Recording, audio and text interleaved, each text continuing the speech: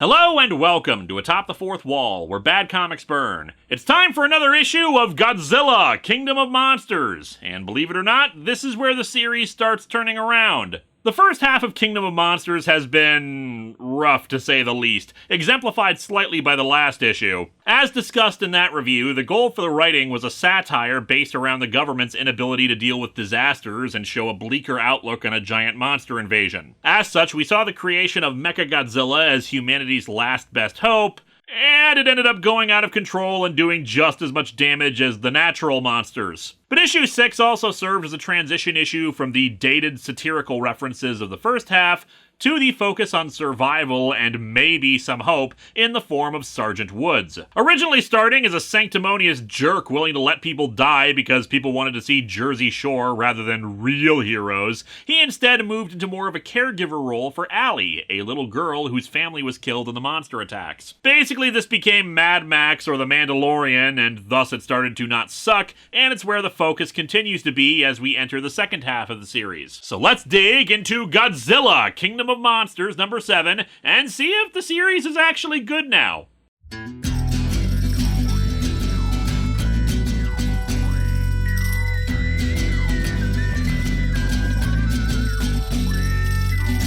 Welcome to Atop the Fourth Wall, where bad comics burn. Linkara's gonna teach you all a lesson you won't learn. What's with these awkward subjects?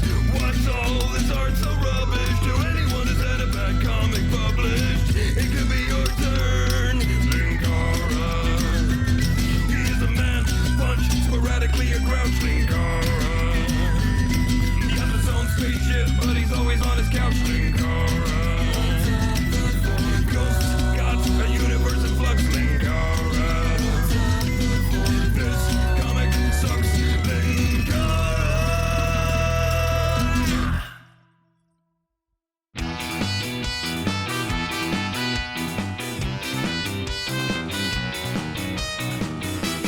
Reading from a trade, so no looking at the cover, even though it's a pretty damn good one. Let's take a quick look at the recap page from the original issue, shall we? Godzilla has emerged from the ocean off the coast of Japan. Rodan has hatched from an egg in Russia. Batra has been released off the coast of France. Kumonga has burst from the ground in the Midwestern United States. Gigan has slept in because he forgot to set his alarm. And things are just getting worse. After a brutal fight between Godzilla and Anguirus, Los Angeles has been reduced to ruins. Ironically, this still hasn't improved the traffic situation. Suffering a malfunction, Mechagodzilla turns on humanity and goes on a rampage of his own. I warned you all that this is what would happen if we got rid of Arby's potato cakes, but no! Now even our own creations forsake us. Anyway, we open somewhere in the mountains of Asia. Well, that narrows it down. An old monk is studying ancient texts. Whosoever sacrifices himself for mankind shall become one with the Dragon King. Unfortunately, this means you have to pay off his credit card debts. Their spirits intertwined. A force of righteousness in a world of beasts. Dude, you adopted a hamster. Don't oversell it.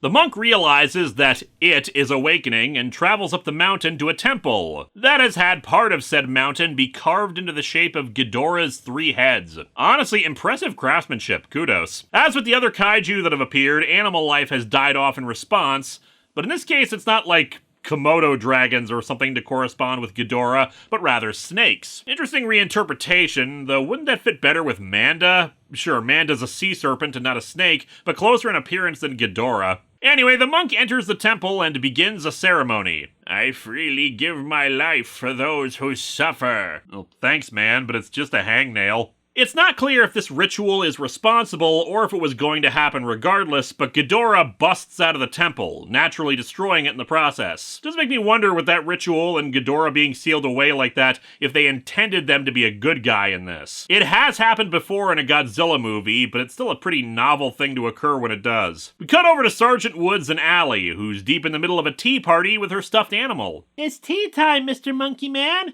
Sit right here while I... What's that?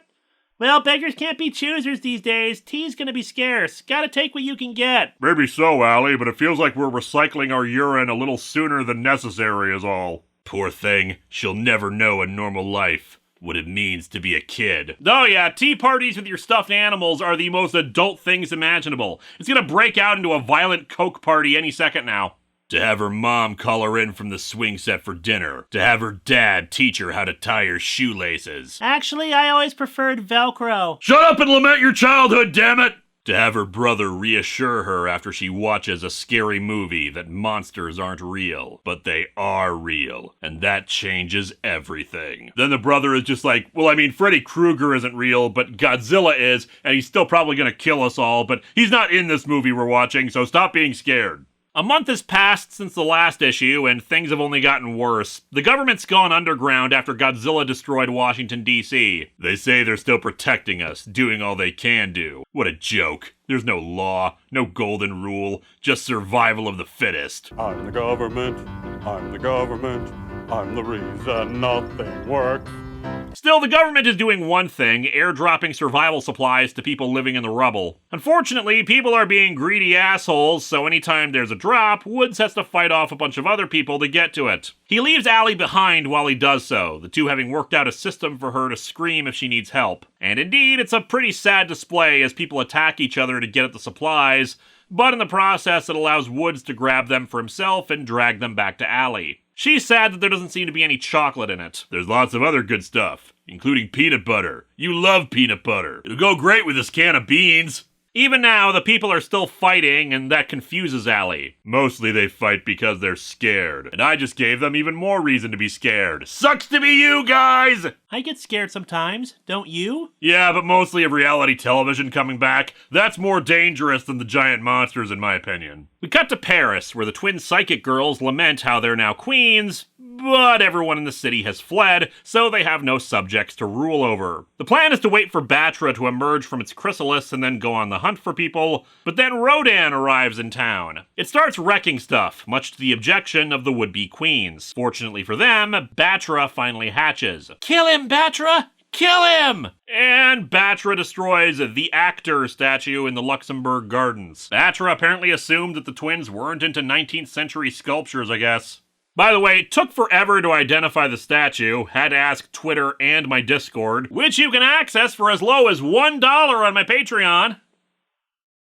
Really hope this doesn't become dated anytime soon. And not only is the column it's on wrong, but a lot of the details are kind of vague, not helped by it looking like its right hand is holding a scrap of paper as well, which the original statue is not. In any case, Batra must have just been really groggy after the transformation, so it missed Rodan by a wide margin, but then gets to pursuing it. This whole sequence is done over a few spreads, and it does help highlight the size of these things, less so on the last one when they're playing chicken because we just see a lot of sky. But whatever, the twins yell out for the two to stop, and Rodan actually listens as well. And listen to us, Binette. We really are queens. You also appear to be ghouls, given how you're drawn in this issue.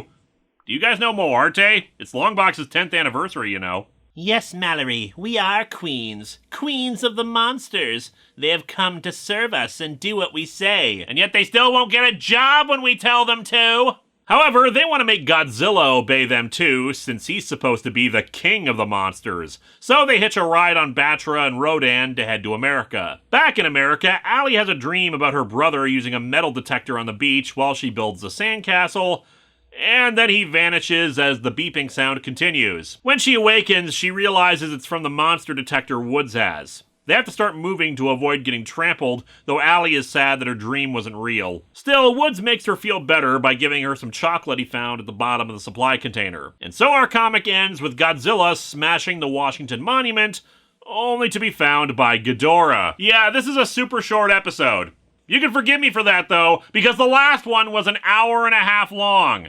In any case, this comic is actually pretty decent. Shock of all shocks, you make Woods a likable character who cares about someone, you don't have pointless cruelty and misery, we get to see some monster action, and the book isn't so bad. The artwork could certainly use some improvement. I legitimately don't know if the twins are supposed to look like that, or if it's just a poor visual shorthand for their psychic powers. But overall, it's readable. That being said, I suppose a criticism I can lob at this one is that not very much happens in this issue. I don't think the Ghidorah stuff is ever going to get explained. Woods and Allie are just around, and the twins capture Rodan without any real effort or excitement about it. Sure, the plot is advancing, but not very fast for what's supposed to be a 12-issue maxi series. Still, I'll take short and pleasant over long and painful. Next time, another Patreon-sponsored review as we go back to Gokaiger to meet their 6th Ranger.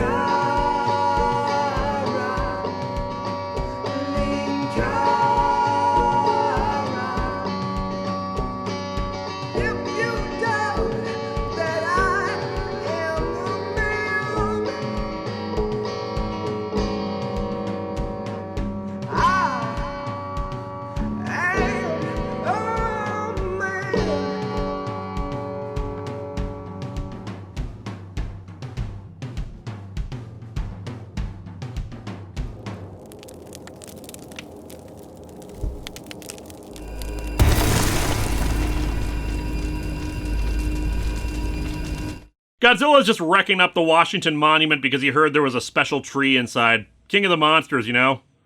Hello, my friends. Please take a moment to like this video, subscribe to the channel, and click the bell for notifications on new video releases. If you'd like to support future videos, you can check out my Patreon or purchase a t-shirt via Teespring or Shark Robot. Thanks for watching!